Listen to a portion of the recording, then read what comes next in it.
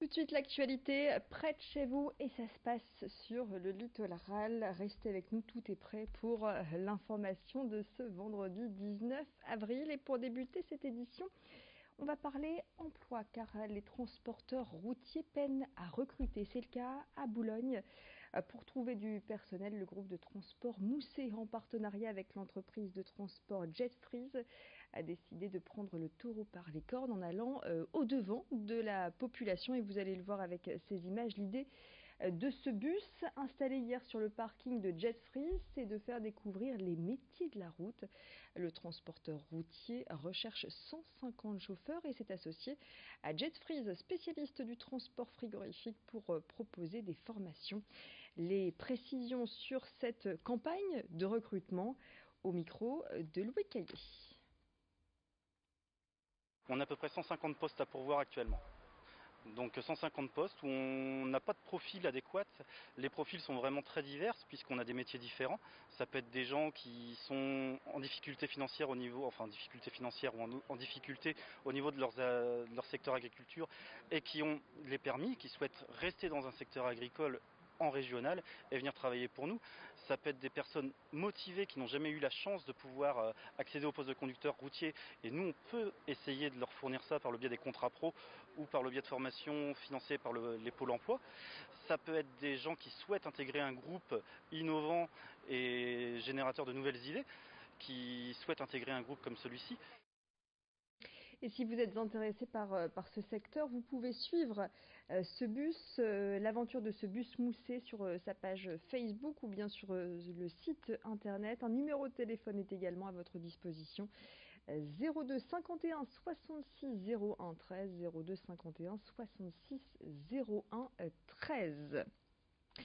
On va parler sport à présent avec du basket et avec l'ESSM, le Portel, qui est en mauvaise posture en Jeep Elite.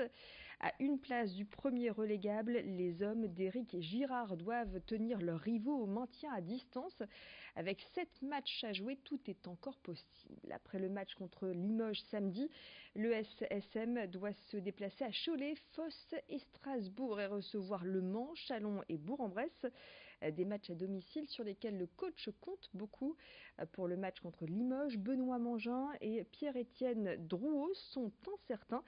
Je propose d'écouter les explications du coach Éric Girard, interrogé par Corentin Escaillé. On a malheureusement eu certains joueurs clés dans ce secteur-là, à l'image de Jack Rocket qui n'a quasiment pas joué la saison et qui était pour nous un des leaders défensifs. Et c'est vrai que l'osmose défensive avec cette nouvelle équipe n'a jamais vraiment prise. On était il y a 2 ans la meilleure défense du championnat en Jeep Elite. L'année dernière on était la 2e meilleure défense et cette année, et c'est sans doute la raison pour laquelle on a une saison beaucoup plus difficile, c'est on défend, cette équipe défend pas bien. C'est un gros point pour nous, un gros point faible, même si on est capable de faire des séquences intéressantes. Mais sur la saison, on n'a pas été bon dans ce secteur-là. Pas ou peu de nuages pour votre week-end de Pâques, c'est la bonne nouvelle du jour. Et une fois n'est pas coutume, c'est au nord de la Loire qu'il va faire plus beau. Plus beau en tout cas que dans le sud. Mieux vaut passer le week-end de Pascal sur la côte d'Opale que sur la côte d'Azur. C'est ce que nous confirme Ange Noiret de la chaîne Météo. Tout de suite.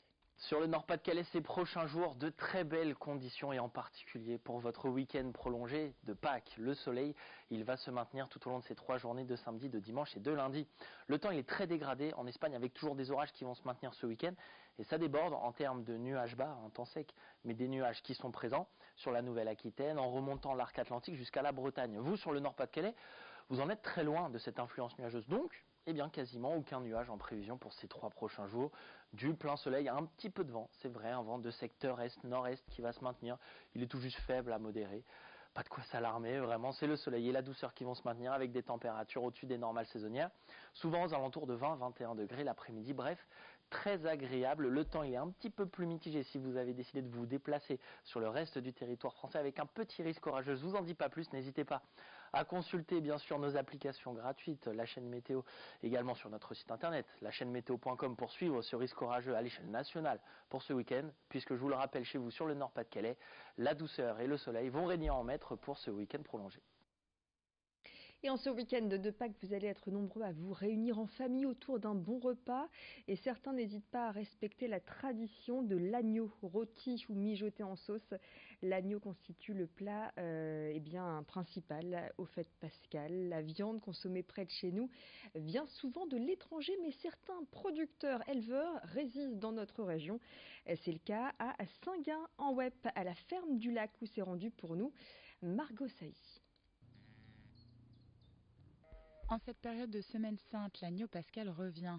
À Saint-Gain-en-Ouep, la ferme du Grand Lac abrite l'une des dernières bergeries de la région. 80% des moutons qui sont consommés en France viennent de l'étranger. Ça fait mourir toutes les petites bergeries. D'ailleurs ici, on est pratiquement les derniers à résister. Pourquoi? Parce qu'on a une exploitation agricole à côté. Et mon fils, en sachant qu'il perd de l'argent tous les ans avec ses moutons. Ces moutons, de race Suffolk aussi appelée tête noire, sont élevés dans le plus grand respect des traditions. Nous, par rapport à la race, on préfère les faire annulés en bergerie. Donc on préfère pas changer notre méthode. Et comme de toute façon, il y a énormément de moutons maintenant qui sont consommés, qui viennent de Nouvelle-Zélande et tout ce qui s'ensuit. Donc c'est une concurrence qui est déloyale à ce sujet-là. Donc c'est pas la peine d'essayer de changer nos méthodes. Pour préserver le savoir-faire français, la famille Buzine veille à donner la meilleure des alimentations à ses bêtes. Ces agneaux, ils sont nourris à la paille et surtout au foin. Et c'est un foin qui est bio puisqu'il est récolté au sein du parc de la Dole et sans traitement, sans rien. Donc on peut dire que ces agneaux, ils sont bio? Ouais, on peut leur dire qu'ils sont bio. Mais pour consommer la meilleure viande qui soit, encore faut-il savoir bien la choisir. La chair d'un animal, c'est surtout l'année où on l'abat. Si vous avez un bélier qui a 5 ans, la chair elle est beaucoup plus dure que si vous auriez un agneau qui a 6 mois. C'est logique. Mais les moutons sont surtout une passion pour la famille. Avec 60% de son chiffre d'affaires, sa principale activité reste les endives. Allez, fin de cette édition. Prochaine édition, elle sera régionale. Toujours plus d'actu dans la région des Hauts-de-France et ce sera dans le prochain quart d'heure. Restez avec nous. L'info continue et tout de suite la météo.